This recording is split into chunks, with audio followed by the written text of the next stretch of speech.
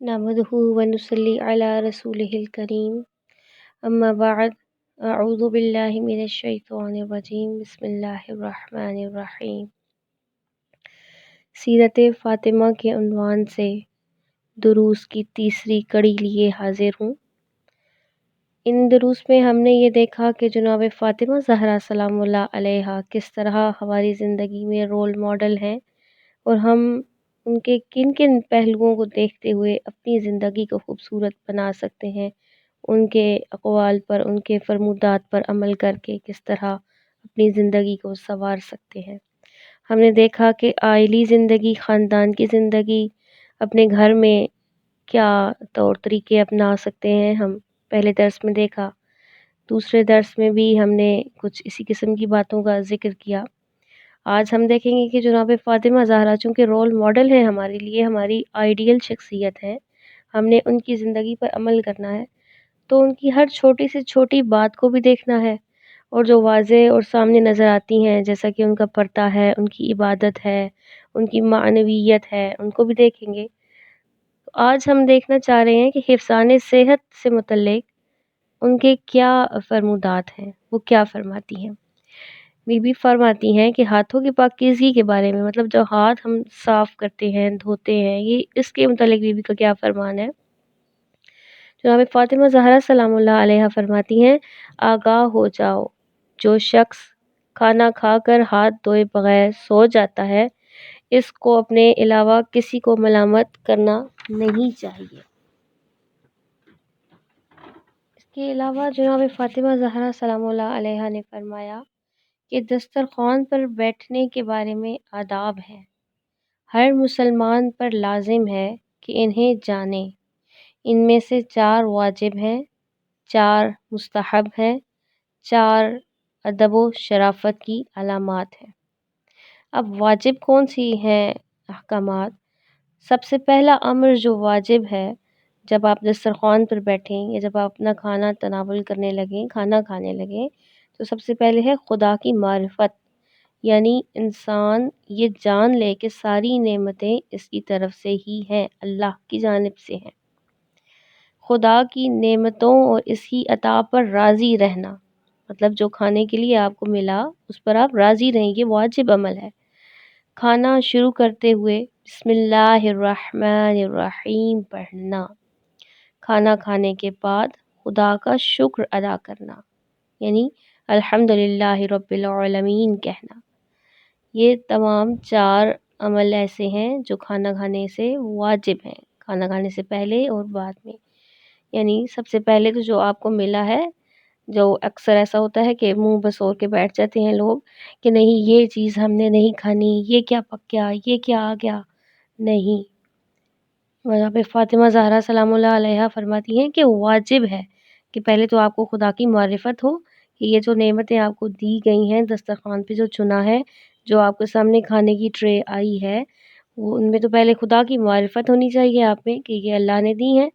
اس کے بعد اس کی نعمتوں پر، اس کی عطا پر راضی رہیں کہ جو ملا ہے ہم نے یہی کھانا ہے۔ یہ جانیں کہ کئی لوگ ایسے ہیں جو اس کھانے کو ترس رہے ہیں، آپ کی پسند کا نہیں بنا، کوئی ہوتے ہیں جو دسترخوان چھوڑ کے بعض اوقات نکل جاتے ہیں، نہیں جی ہم نے کھانا ہی نہیں ہے، یا مرضی کا نہیں پکا ہوا، یا یہ ہے وہ ہے۔ تو یہ بی بی کی قول کو سامنے رکھتے ہوئے یاد رکھیں، آج کے بعد انشاءاللہ آپ اپنی زندگی میں اس چیز کو شامل رکھیں گے کہ جناب فاطمہ فرماتی ہیں کہ یہ عوامل واجب ہیں۔ مستحب کیا ہے کھانا کھانے میں؟ کہ کھانا کھانے سے پہلے وضو کرنا۔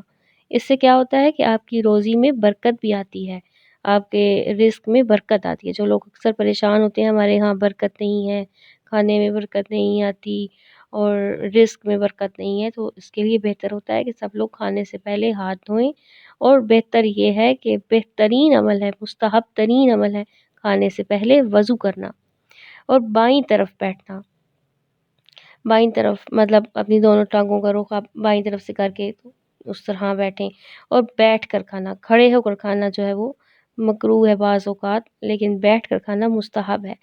انگلیوں پر لگے کھانے کو چاٹ لینا، تب یہ تو آپ کو ویسے بھی اس طرح سے کھانا چاہیے کہ زیادہ ہاتھ دو گندے نہ ہی ہوں، لیکن پھر بھی جو ہاتھ پہ اکثر کھانا تھوڑا لگ جاتا ہے تو اس کو تھوڑا سا صاف کر لیں، چاٹ لیں تو یہ مستحب عمل ہے۔ اور شرافت کی کیا علامات ہیں؟ مطلب شرافت سے مراد یہ ہے جو عام طور پر جانا جاتا ہے ایڈیکیٹس، کھانے کے ایڈیکیٹس جو بولے جاتے ہیں انگلش میں بچوں کو سمجھایا جاتا ہے کہ اپنے سامنے سے لقمہ اٹھائیں۔ اکثر اوقات ایسا ہوتا ہے کہ ہم لوگ کھانے کے لیے بیٹھتے ہیں تو اکٹھی ایک پلیٹ میں کھا رہے ہوتے ہیں، ایک ہی ٹرے میں کھا رہے ہوتے ہیں، تو اپنے سامنے سے لقمہ اٹھانا چاہیے، چھوٹا لقمہ لینا چاہیے، اچھی طرح چبانا چاہیے اور دوسروں کو کھاتے ہوئے ان کے چہروں کی طرف کم دیکھنا چاہیے۔ تو یہ وہ چیزیں ہیں جو حضرت فاطمہ زہرا سلام اللہ علیہا ہمیں بتاتی ہیں کہ کھانا کھانے کے دوران کن کن چیزوں کو مد نظر رکھنا چاہیے۔ امید ہے کہ آپ تمام میرے سننے والے تمام لوگ جو ہیں مومنین و مومنات تمام لوگ جو ہے اس چیز پر تھوڑا غور کریں گے کہ بی بی کے کہنے پر عمل کریں گے، کیا چیز واجب ہے اس پر تو بہت ضروری عمل کرنا ہے اور باقیوں پر بھی آپ انشاءاللہ ضرور عمل کریں گے۔ اور پھر آج ہے بھی جمعے کا روز ہے، تو اس حوالے سے بی بی کی ایک حدیث بیان کرتی چلوں کہ روز جمعہ دعا کے بارے میں حضرت فاطمہ زہرا سلام اللہ علیہا رسول خدا صلی اللہ علیہ وآلہ وسلم سے روایت کرتی ہیں کہ آپ صلی اللہ علیہ وآلہ وسلم نے فرمایا کہ جمعہ کے دن میں ایک گھڑی ایسی ہے جس میں ہر نیک دعا قبول ہوتی ہے۔ میں نے دریافت کیا، اے اللہ کے رسول، وہ کون سی گھڑی ہے؟ تو فرمایا جب نصف قرص خورشید افق میں پنہا ہو جاتا ہے، یعنی کہ جو غروب کا ٹائم ہوتا ہے، بالکل قریب کا بھی، مغرب کی اذان شروع نہیں ہوئی ہوتی، مغرب ابھی پورا مکمل سورج جو ہے وہ غروب نہیں ہوتا اور عصر کا بالکل آخری وقت ہوتا ہے جمعے کے روز، وہ بہت مقبول وقت ہے دعا کا۔ اس ٹائم پر آپ جو دعا کرتے ہیں وہ قبول ہوتی ہے۔ اس وقت جناب فاطمہ زہرا سلام اللہ علیہا مسلمانوں کی بھلائی کے لیے دعا کرتی تھی، چنانچہ ہر جمعے کو وہ اس کام پہ سپرد کرتی تھیں کسی اپنی کنیز کو کہ مجھے سورج کے غروب ہونے کی خبر دینا۔ تو یہ کتنی اہمیت کی حامل ہے بات۔ تو انشاءاللہ کہ تمام کنیزان سیدہ زہرا سلام اللہ علیہا اس بات پر عمل کرتے ہوئے اپنی تمام تکالیف کو ذہن میں رکھتے ہوئے اپنے لیے بھی تو دعا کریں گے، تو انشاءاللہ ہمارے ادارے 14 معصومین کو بھی 14 معصومین ایجوکیشن کو بھی اپنی دعاؤں میں یاد رکھیے گا اور مجھ ناچیز کو بھی اپنی دعاؤں میں یاد رکھیے گا۔ والسلام علیکم ورحمۃ اللہ وبرکاتہ۔